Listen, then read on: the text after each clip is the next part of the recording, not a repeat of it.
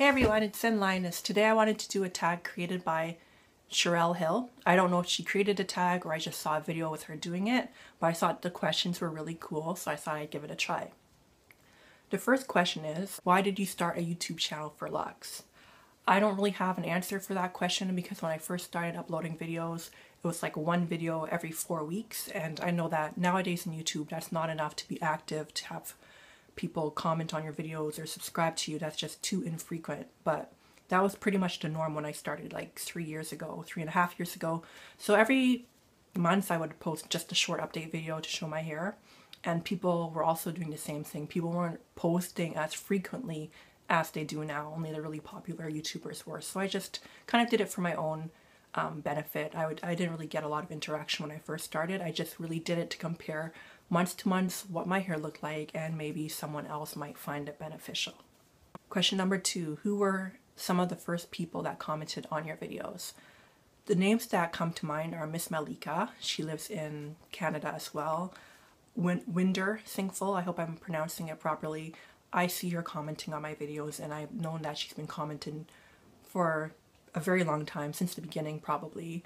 There's Shauna Copeland, and Canadian Queen 76 used to comment on my videos quite frequently. Her name's odd because I assumed at first that she was a fellow Canadian, and that's why her screen name was Canadian Queen, but I found out shortly after that she's not Canadian, but she has a really dope personality and she has a nice set of locks, so I watch her videos as well. What is your most popular video? My most popular video, I don't go back and rewatch it because it doesn't appeal to me anymore. The last time I checked, it had like 30,000 views on it, and it's called Black Women with Dreadlocks, and it's a video I started either right before I started my locks or shortly after I started my locks. And it was because whenever I would type in images of women with dreadlocks, it would always show white women, only because the term dreadlocks, if you look on the internet, is heavily associated with Caucasian people, and then to find images of black people you have to use the term locks, not dreadlocks. And that's how it was like 3.5 years ago. That's how it still is today for some reason. So I just wanted to be able to have someone type in the term dreadlocks or dreadlock inspiration and have black images show up as opposed to predominantly white images. What was the hardest part of your journey? I would think that the hardest part of my journey would have to be the early days of beauty school, when a lot of women were dyeing their hair and, you know, just playing around with their hair, cutting their hair, and because I had just started my locks, I really couldn't do that much. I did dye the back third of my hair red. I did dye a few of my locks blonde, but that's pretty much all I did to kind of get rid of the craving to do something dramatic. And after a while, I had to just let my hair do what it did naturally, and it did change a lot over my year in beauty school. Like when my locks grew and actually matured and stuff, it was noticeably different. So the whole bug I was getting to dye my hair and to fit in, that was really unwarranted. My hair was doing its own thing and changing on its own.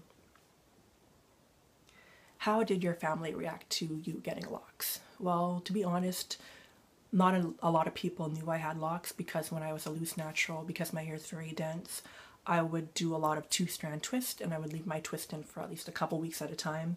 Sometimes I would even wash my hair with the twist in and stretch to 3 weeks, and it was just a really good go-to style for me. So it was a really easy transition to go to locks, because a lot of people didn't realize I had started locks, even months and months into my lock journey, because my hair still looked twisted and my ends were curly. People thought I had twist. A lot of people had to actually ask me 8 months in if I had twist or if I had locks.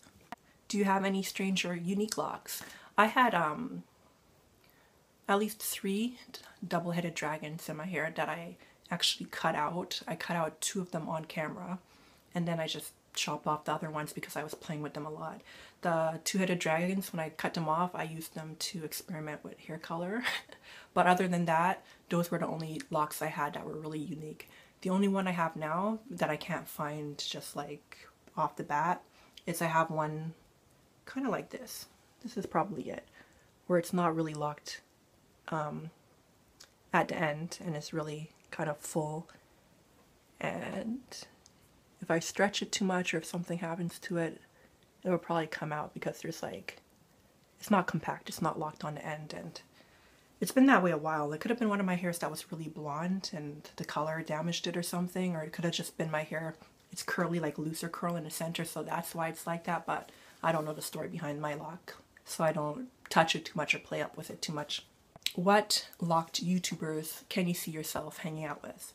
Well, I think that some of the YouTubers that have commented on my videos, like Winder Singful and Shona Copeland and Miss Malika, they have a really, they're more in my age group and they have easygoing personalities, and that's something that I gravitate towards. If you're afraid that your personality is a little bit more laid back or too easygoing for YouTube, don't be, because you're going to find people that have your personality and are going to relate to you. If you could start your locks over again, what would you do differently?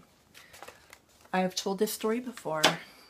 You can see my hair is really dense, so when I started my locks I had like 100 of them, and then I felt like they were too big. I wanted more so that I could have the whole micro lock look and put curlers in my hair and have more versatile locks in general. So I split them in two and ended up with 208 locks.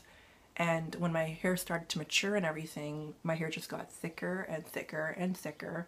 And to this day, I could finally admit to myself, after being told by locticians, that, you know, I should have just stuck with thicker locks or bigger locks because my hair is so thick. Like, it would be easier to maintain. It would be easier to put my hair in a ponytail if I had less locks. So that's my only regret. I wouldn't have had so many locks in my hair. And I found these questions really interesting, and I hope you found them interesting as well. So I'm just going to tag anyone who's interested in doing this tag. I want to thank Cheryl Hill for creating it, and I will catch you guys later.